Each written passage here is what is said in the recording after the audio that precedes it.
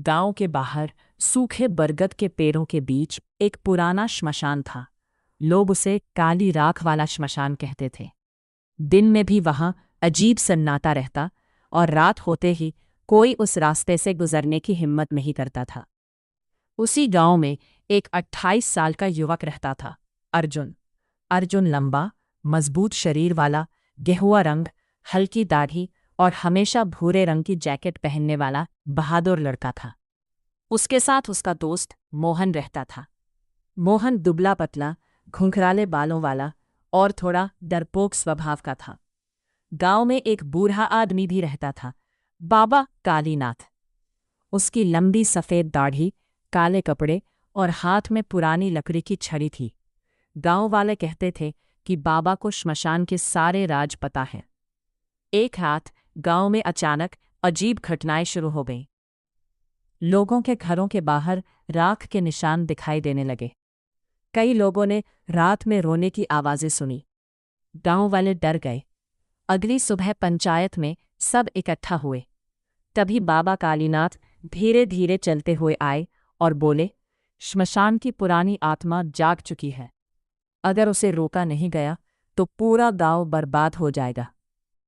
लेकिन अर्जुन आगे बढ़ा और बोला, मैं सब जानकर रहूंगा।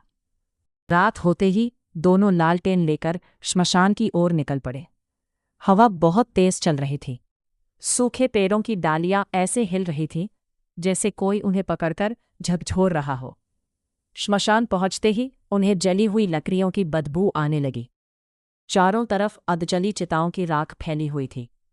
तभी अचानक दूर एक काली परछाई दिखाई दी। मोहन कांपते हुए बोला, वो कौन है? परछाई धीरे धीरे उनकी तरफ बढ़ने लगी। लाल आंखें, फटा काला कपड़ा और हाथ में जलती हुई मशाल। अर्जुन ने हिम्मत करके लालटेन आगे की। तभी वो परछाई अचानक गायब हो गई। दोनों डर गए, लेकिन आगे बढ़ते रहे। तभी उन्हें श्मशान के बीचों बीच एक पुराना टूटा हुआ मंदिर दिखा। मंदिर के दरवाजे पर राख से अजीब निशान बने हुए थे। अर्जुन ने दरवाज़ा खोला। अंदर पूरा अंधेरा था। अचानक मंदिर के कोने से किसी के रोने की आवाज़ आई। मोहन डरकर अर्जुन के पीछे छिप गया। तभी सामने बाबा कालीनाथ दिखाई दिए। अर्जुन हैरान होकर बोला, बाबा, आप यहाँ? बाबा की आंखें लाल थीं। उन्होंने भारी आवाज़ में कहा, तुम्हें यहाँ नहीं आना चाहिए था। अचानक मंदिर की दीवारें कांपने लगीं। जमीन से धुआं निकलने लगा। धुएं के बीच एक भयानक आकृति उभरी। लंबे बाल, जलता हुआ चेहरा और हाथों में लोहे की जंजीरें। मोहन चीख पड़ा। बाबा कालीनाथ बोले, ये श्मशान की आत्मा है। कई साल पहले गांव वालों ने एक निर्दोष आदमी को चोर समझकर जिंदा जला दिया था। उसकी आत्मा अब बदला लेने लौटी है। आत्मा जोर जोर से चिल्लाने लगी। मंदिर के अंदर हवा तूफान की तरह धूमने लगी। अर्जुन ने देखा कि आत्मा की नज़र सीधे गांव की दिशा में थी। अर्जुन बोला, अगर गलती गांव वालों की थी तो उसे खत्म कैसे करे? बाबा ने अपनी छड़ी जमीन पर मारी और बोले, सच स्वीकार करना होगा, तभी इसकी आत्मा शांत होगी। तभी आत्मा तेजी से अर्जुन की तरफ बढ़ी। मोहन डर के मारे जमीन पर गिर पड़ा, लेकिन अर्जुन पीछे नहीं हटा। उसने जोर से कहा, अगर तुम्हारे साथ अन्याय हुआ है तो मैं गांव वालों की तरफ से माफ़ी मांगता हूं। कुछ पल के लिए सब शांत हो गया। फिर अचानक मंदिर की दीवारों पर जलती हुई परछाइयां दिखाई देने लगी।